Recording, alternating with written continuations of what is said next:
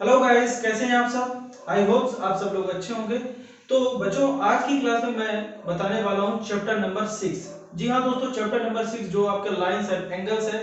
तो पहले मैं लाइंस और एंगल्स की डिफिनेशन, टर्म्स, कंडीशन जो भी है, कंसेप्ट, मैं पहले कंसेप्ट बताऊंगा और फिर एक्सरसाइज के आंसर क्वेश्चन करवाने वाला हूं।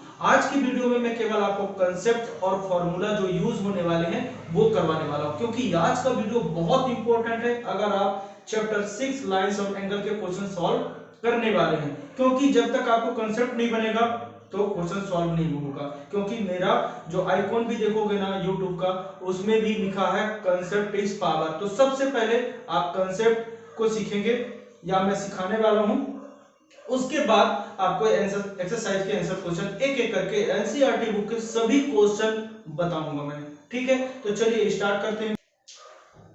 जी हाँ दोस्तों, चलिए स्टार्ट करते हैं। तो सबसे पहले हम समझते हैं कि बेसिक टर्म्स एंड डिफिनेशन क्या होता है। तो सबसे पहले सेगमेंट को समझते हैं। तो सेगमेंट, लाइन सेगमेंट क्या होता है, बिल्कुल सही से समझना।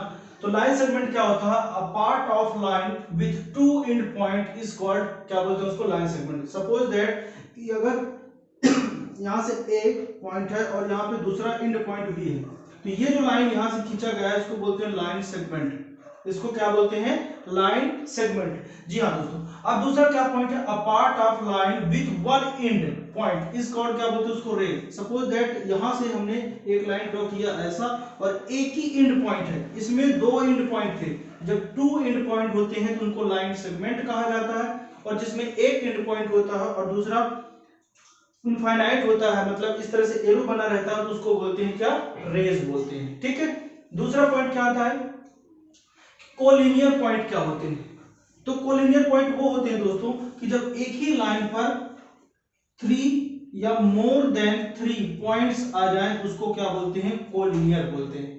मतलब एक ही लाइन में सभी पॉइंट्स आ जाए, मतलब 3 से ज्यादा पॉइंट्स एक लाइन में अगर आ रहे हैं तो उसको बोलते हैं कोलिनियर पॉइंट। और अदर देन, अगर मान लीजिए कि एक पॉइंट आपका आ गया यहां पर, एक पॉइंट यहां पर, एक पॉइंट यहां पर और एक पॉइंट यहां पर, तो अब देखिए ये जो होगा ये कोलिनियर नहीं होगा, क्योंकि एक पॉइंट तो यहां पर आ रहा है, तो ये क्या होगा, नॉन कोलिनियर पॉइंट्स हो गए। क्या हो गए ये, नॉन कोलिनियर पॉइंट्स। अब दोस्तों अगला समझते हैं आर्म्स क्या होता है और एंगल्स क्या होते हैं। ठीक है, एंगल्स कैसे बनते हैं और आर्म्स कैसे बनते हैं।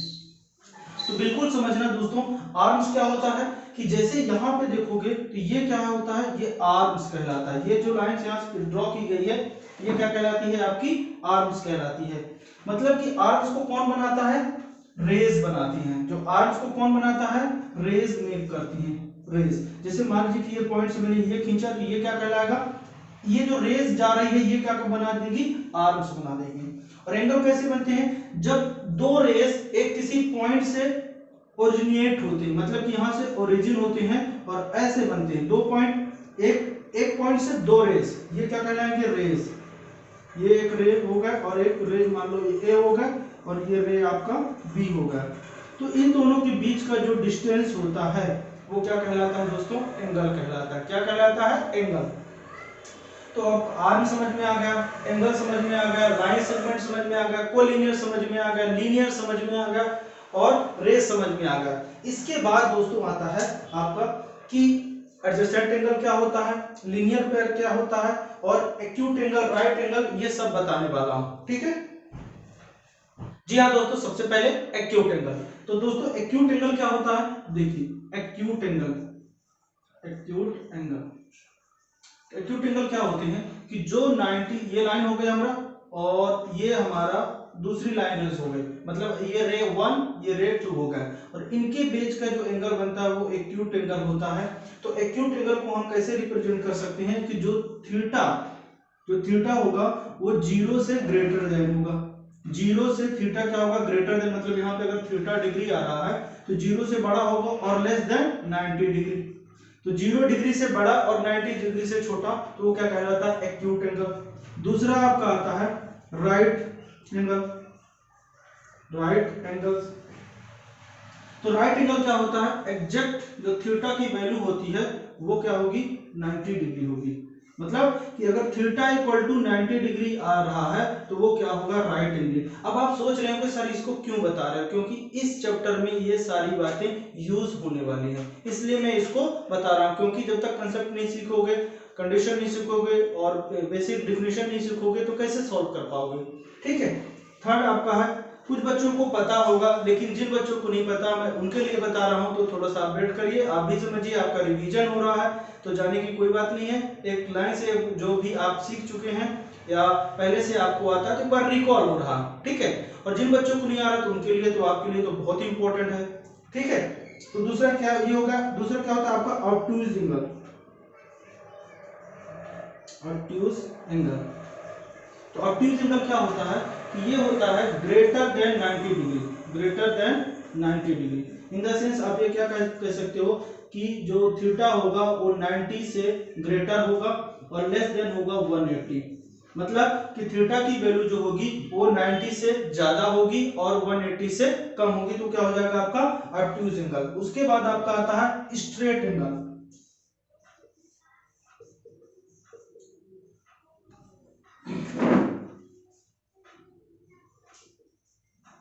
स्ट्रेट एंगल, तो दोस्तों स्ट्रेट एंगल जो होता है आपका वो कितना होता है 180 का जी। तो इन द सेंस कि जो एस स्ट्रेट एंगल होता है तो स्ट्रेट एंगल को आप क्या बोलोगे कि यहाँ जो थीटा की वैल्यू होगी वो कितनी होगी 180, ठीक है। फिर एंड फिफ्थ नंबर आता है रिफ्लेक्स एंगल। रिफ्लेक्स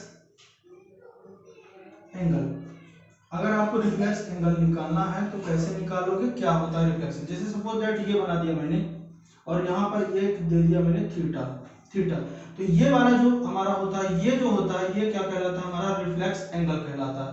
तो अगर मान लीजिए कि यहाँ पर ए बी सी निकालना है आपको, तो reflex angle, reflex angle A B C equal to क्या हो जाएगा 360 minus angle A B C. समझ रहे हो, ये बी सी जो ये एंगल है उसको 360 से माइनस कर दोगे तो आपका आ जाएगा reflex angle A B C. तो यह एंगल आपको समझ में आ चुका। अब दोस्तों आता एडजेसेंट एंगल क्या होती है। नेक्स्ट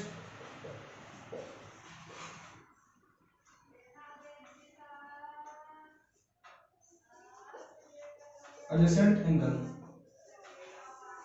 तो देखो एडजेसेंट एंगल क्या होता है कि ये जो आपका बन रहा है ऐसे,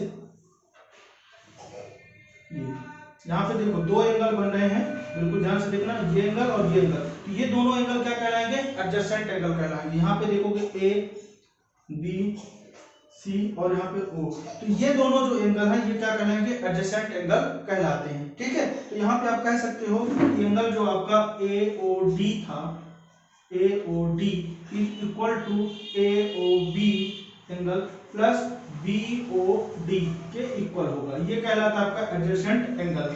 आई होप आपको इतनी बात समझ में आ गई। अभी रुकने वाला नहीं हूँ और बताने वाला हूँ, ठीक है। पूरा का पूरा कंसेप्ट यहाँ पे सिखाऊंगा कि वर्टिकल क्या होता है, लीनियर क्या होता है, अल्टरनेट क्या होते हैं, सबको बताने वाला हूँ।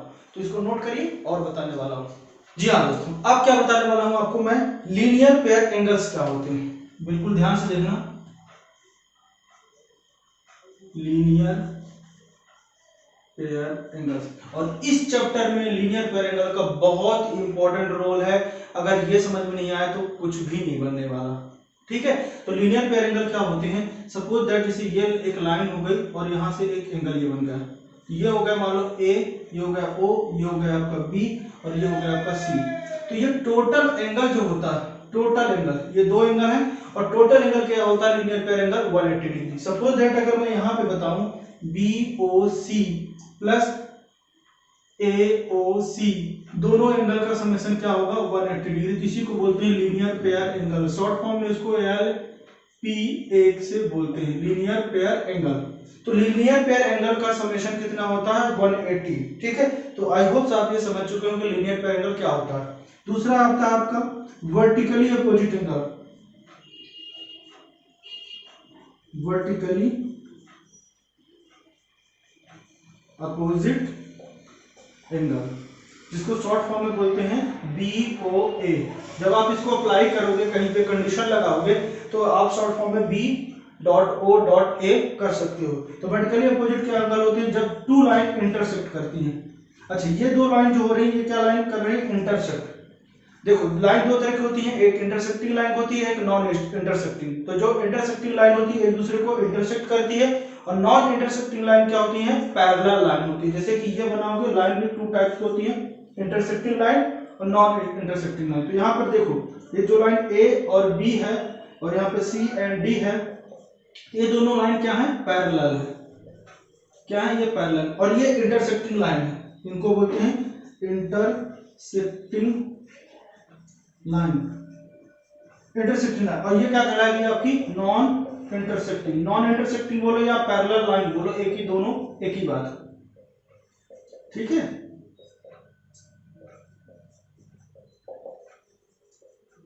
हर छोटी सी छोटी बातें मैं आपको सिखाने वाला हूँ, कुछ भी ऐसा नहीं छूटेगा कि जो आपके काम का नहीं है, सब कुछ बताने वाला हूँ जो आपको यूज में आने वाला है। तो यहाँ पर क्या होगा, वर्टिकली अपोजिट एंगल में बता रहा था आपको। तो वर्टिकली अपोजिट एंगल क्या होती है, ये एंगल और ये एंगल। सपोज दैट ये 1, ये 2 और ये आपका हो गया 3 और ये 4। तो यहाँ पर जो एंगल आपका 1 होगा वो इक्वल टू 2 होगा, एंगल 2 होगा, और एंगल जो आपका 3 होगा वो इक्वल टू 4 होगा। ये क्या कहलाता है आपका, वर्टिकली अपोजिट एंगल। और वर्टिकली अपोजिट एंगल जो होते हैं, जैसे 1 और 2 है, ये आपस में इक्वल होंगे, और ये दोनों क्या होंगे, ईच अदर इक्वल होंगे, ठीक है। तो ये क्या होगा आपका वर्टिकली अपोजिट एंगल। फिर उसके बाद में आता है जो लाइन मैंने तो बता दिया, पेयर ऑफ एंगल्स। तो पेयर ऑफ एंगल्स में देखोगे कि एडजेसेंट एंगल तो मैंने बता दिया। उसके बाद आता है कि अगर मान लीजिए कि दो लाइन पैरेलल हैं और उसमें ये लाइन, इस लाइन को क्या बोलते हैं, इस लाइन को बोलते हैं ट्रांसवर्सल लाइन। क्या बोलते हैं, ट्रांसवर्सल लाइन, ठीक है। क्या बोलते हैं, ट्रांसवर्सल लाइन। सपोज दैट यहाँ पे एंगल 1 बन रहा हो, यहाँ पे एंगल 2, यहाँ पे 3, यहाँ पे 4, और यहाँ पे आपका बन रहा है 5, यहाँ पे बन रहा है 6, और यहाँ पे 7 और यहाँ पे 8। तो यहाँ से देखना आप, जो एंगल आपका 1 एंड एंगल आपका जो 5 है, ये क्या कहलाते हैं, इनको बोलते हैं करस्पॉन्डिंग एंगल। तो ये एंगल फर्स्ट देखना, ये एंगल, इनको क्या बोलते हैं, करस्पॉन्डिंग एंगल, करस्पॉन्डिंग एंगल, ठीक है। तो ये करस्पॉन्डिंग एंगल होगा, ये 1 और 5 होगा, तो क्या हो जाएगा, 4 एंड 8 भी होगा, तो एंगल 4 इक्वल टू एंगल 8 होगा, और एंगल 2 एंड 6 होगा, 6 होगा, और एंगल 3 एंड एंगल 7 भी होगा। ये क्या कहलाते हैं, करस्पॉन्डिंग एंगल। और करस्पॉन्डिंग एंगल अगर पैरेलल लाइन पे बन रहे हैं, ट्रांसवर्सल लाइन बना रही है, तो क्या होते हैं, इक्वल होते हैं, ठीक है। दूसरी बात क्या आती है आपका, अल्टरनेट इंटीरियर एंगल। इसका भी बहुत इंपॉर्टेंट होता है, बहुत इंपॉर्टेंट रोल है इस चैप्टर में, अल्टरनेट इंटीरियर एंगल। तो अल्टरनेट इंटीरियर एंगल क्या होती है, इंटीरियर का मतलब होता है इनसाइड, ये वाले। तो अल्टरनेट इंटीरियर एंगल क्या कहलाएगा, सपोज दैट देख पा रहे हो अगर आप, तो 3 और 5, तो एंगल आपका 3 एंड जो एंगल 5 है, ये क्या कहलाएंगे, अल्टरनेट इंटीरियर एंगल। इसी तरह ये कहलाएंगे 6, तो क्या हो जाएगा, एंगल 4 एंड एंगल 6, ये क्या कहेंगे, अल्टरनेट इंटीरियर एंगल। और ये आपस में इक्वल होते हैं। जब दो लाइन, अगर एक लाइन इसको ट्रांसवर्सल लाइन इंटरसेक्ट करती है, ये एंगल और ये एंगल आपस में इक्वल होते हैं, और ये एंगल और ये एंगल आपस में इक्वल होते हैं, तो इनको बोलते हैं अल्टरनेट इंटीरियर एंगल। अब ये कंसेप्ट जब मैं चैप्टर बताऊंगा तो उसमें ये समझ में आ जाएगा आपको कहाँ पे अप्लाई हो रहा है। ये थर्ड जो होता है आपका अल्टरनेट, ये इंटीरियर होगा, फिर आता है आपका alternate exterior angle. Alternate exterior angle क्या होते हैं, एक्सटीरियर का मतलब ये एंगल और ये एंगल इक्वल होगा, और ये एंगल और ये एंगल इक्वल होगा, इन द सेंस कि जो आपका क्या होगा, एंगल 1 एल के अल्टरनेट में एक्सटीरियर एंगल में क्या आएगा, एंड एंगल 7, और एंगल 2 के क्या आएगा, एंगल 2 एंड क्या हो जाएगा आपका 8। तो ये क्या हो गया, अल्टरनेट एक्सटीरियर एंगल। अब एक और एंगल आता है आपका को इंटीरियर एंगल, को इंटीरियर एंगल। तो को इंटीरियर एंगल क्या होते हैं दोस्तों, ये 3 एंड 6 और 4 एंड 5, ये क्या होते हैं, को इंटीरियर एंगल। तो 4 एंड एंगल आपका 5 होता है को इंटीरियर एंगल, और 3 एंड आपका 6 जो होता है को इंटीरियर एंगल। अब को इंटीरियर मतलब एंगल आप अगर 4 प्लस एंगल आप 5 कर रहे हो तो इक्वल टू 180 आएगा। क्या आएगा, को इंटीरियर एंगल का समेशन जो होता है वो 180 होता है। तो आई होप जो भी यहाँ पे रिक्वायरमेंट है एक्सरसाइज आपका 6.1 से मैं सारी बातों को आपको बता दिया। 6.2 में जो क्वेश्चन आपको यूज होने वाले हैं वो भी बता दिया हूं। तो दोस्तों आज की क्लास में बस इतना ही, क्योंकि आज की क्लास में मैं केवल यही बताने वाला था कि क्या टर्म्स, कंडीशन या कंसेप्ट, डिफिनीशन क्या क्या यूज होने वाली है 6 चैप्टर में। तो 6 चैप्टर में जो जो भी आपको यूज होने वाला था उन सारी बातों को मैं एक एक करके सब कुछ बता दिया हूं। अगर समझ में नहीं आया है तो एक बार फिर से रिवाइंड करके देख लीजिए, सब कुछ समझ में आ जाएगा। और इसके अगला जो चैप्टर में बताने वाला हूं या एक्सरसाइज बताने वाला हूं, सब कुछ आपके डिस्क्रिप्शन में प्लेलिस्ट दिया गया है। इससे पहले अगर आपने वीडियो हमारा नहीं देखा है या हमारे चैनल पे नए हैं तो प्लेलिस्ट में जाके आप देख सकते हैं कि 9th के फर्स्ट चैप्टर, सेकंड चैप्टर का वीडियो भी उसमें डाला हुआ है। और एक एक करके मैं सारे चैप्टर का वीडियो एनसीईआरटी बुक से बनाने वाला हूं।